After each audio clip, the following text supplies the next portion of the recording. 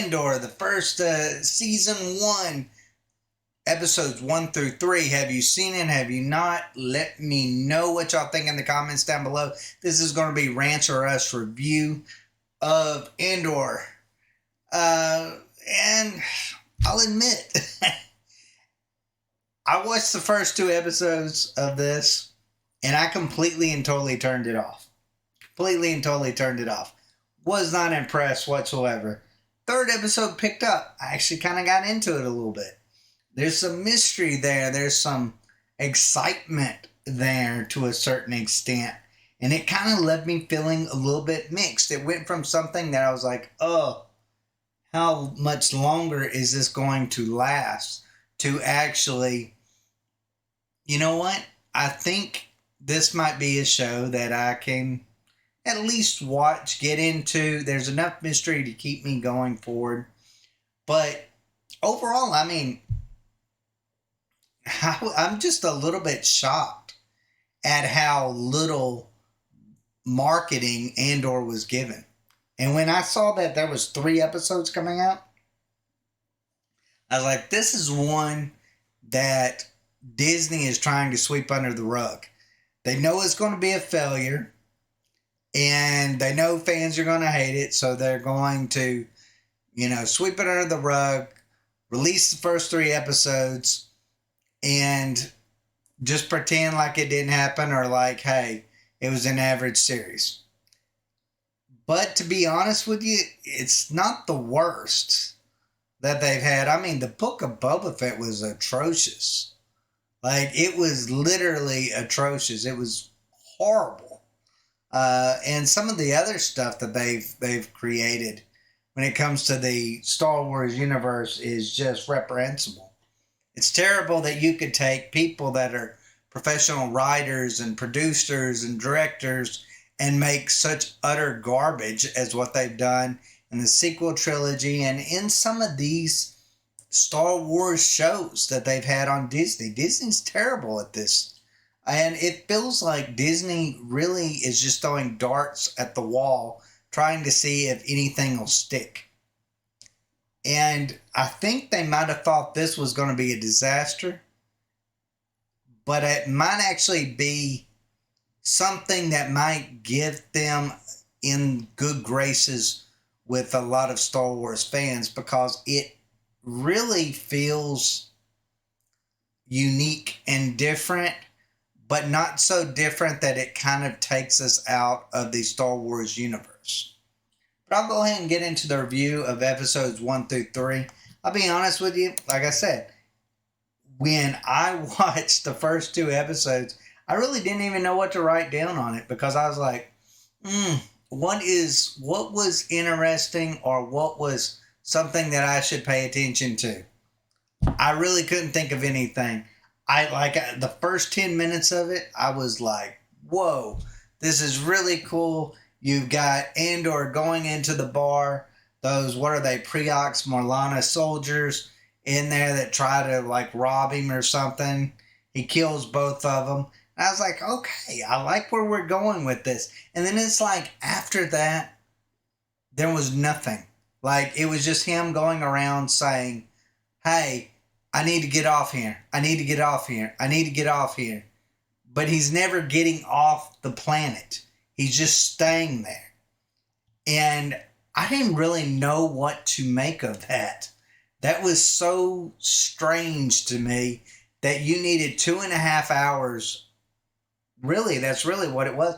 Well, maybe about 2 hours worth of storytelling to just have him go from person to person to person to person to tell that story. And I'm like, it felt like a complete and total waste of time. It really did. It really did. It felt like it could have been, that story could have, as soon as he killed the guards, it should have been, he leaves immediately. That would have worked. And maybe I wouldn't have felt like those 2 episodes were such bores. But I will say this when it comes to this. High budget. Oh man, this looks high budget. Looks high budget. But it does have like this gritty feel to it. Like, I feel like it has what Boba Fett and The Mandalorian try to have, but it feels like it lacks the glamour that they have. And it doesn't, like there's some scenes, I remember in The Mandalorian season 1, it felt like everything looked like it was stage on some kind of stage. Nothing looked realistic in any way. This feels like you're in a moving, living environment. They're not pushing weird, strange aliens in your face all the time that look like Muppets. They're not doing any of those things. They are literally just trying to get you to focus on the character of Andor. And I thought that was amazing. And the world feels lively. It feels unique. It feels genuine. And you've got to give, like I said, the director credit for that. I mean, it looks good. It looks really, really good. And I can't say enough about the acting too. This is one where I feel like the acting is superb. It is absolutely superb. They do a great job of doing their roles. I might not always agree with the dialogue, but I will say this, the acting is perfect. Perfect. I have no complaints whatsoever. And this has been my biggest problem when it comes to these Disney Plus series when it comes to Star Wars. It felt like the acting sometimes is a little bit off. That the actors and actresses who play these roles don't hit the mark like they need to. And it just leaves this resounding tone in my ears that makes me go, ugh, I don't know. That really bothers me. Like at the end of the episode, I'd be like, ugh, I don't know how I felt toward that episode because the acting was bad. I can't say that. I really can't say that when it comes to Andor. I mean, you got somebody like Diego Luna. I mean, dude is just a great actor. Great actor. Great actor. I mean, and he does fabulous with Andor. But I mean, I've seen him in other films, other series, and he's just as good in those. The man knows his job. He knows how to do it well. He's a professional, and you can tell that he really, really hits the mark every single time he's on screen. And that's awesome for a Star Wars fan. And I'll tell you another one, Stellan Skarsgård. He's another, I'm glad they brought him in. He plays Luthel Rael, or I can't even pronounce the guy's name. But he's mysterious enough that I care. And I felt like in episode 3, it really was brought out. And that's when I really gained interest in this show, was simply because of the mysteriousness surrounding his character, the acting around his character. The character has the look and the feel of somebody that, I don't know, is cool in some way. I don't know, he's just got a mystique about him when it comes to that, where you just go, you know what, that guy's probably powerful in some form or fashion, because he don't seem like he's in a rush for anything. He's like, we'll get to where we're going, and yeah, we might have people hunting us at the time, but we're going to take our time. If there's a fight that needs to be done, like when he blew up the soldiers at the door because he had already rigged the building, I'm like, that's awesome. That's awesome. But that's what Stellan Skarsgård brings to the table when it comes to his character. And I look forward to seeing him in future episodes.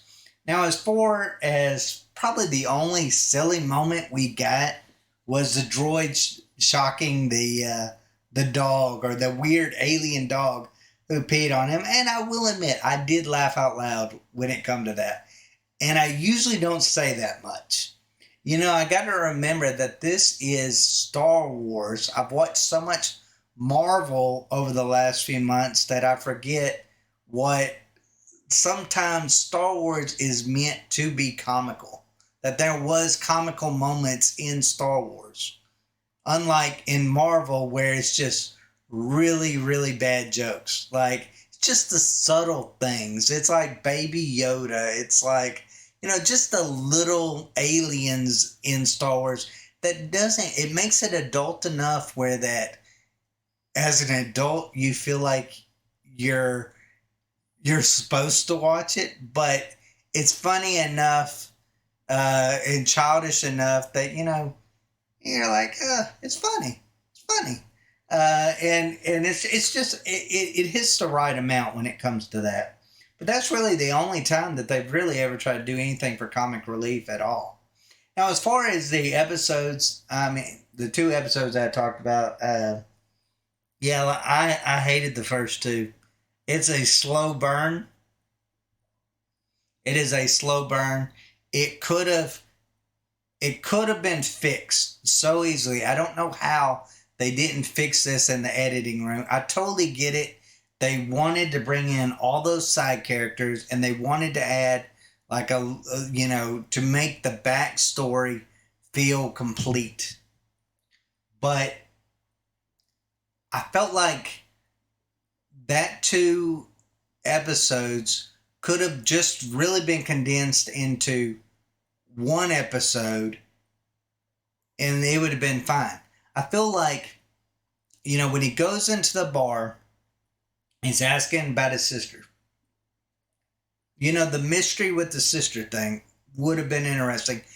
The idea that we had to have a backstory to an already backstory so that we could get introduced to his sister, I feel like takes a little bit of the mystery away. Like, why is he looking for his sister? What happened to his sister? We don't really need to know Andor's backstory to a backstory. Like, no one needs that at all in a prequel, where that you see a prequel of a prequel. It's pointless. It's just, to me, bad storytelling. It's filler is what it really is. It's where that they can't think of something more precise to put in there so that they add a bunch of different content. That's what it really feels like to me. And I will say, when it comes to these flashbacks, they're boring. They're probably the least interesting thing in this show. And I felt the same way with the Book of Boba Fett. I felt like the Book of Boba Fett was so incredibly boring when we were getting the flashback scenes. Once they stopped, I thought the show got considerably better. But I guess Star Wars hasn't learned its lesson. Disney hasn't learned their lesson. And Lucasfilm hasn't learned their lesson. That, hey, they don't really do a great job when it comes to flashbacks. Now, as far as the Preox Morlana soldiers, I'll be honest with you, I had no clue what those were. I had no clue. I actually had to look that up.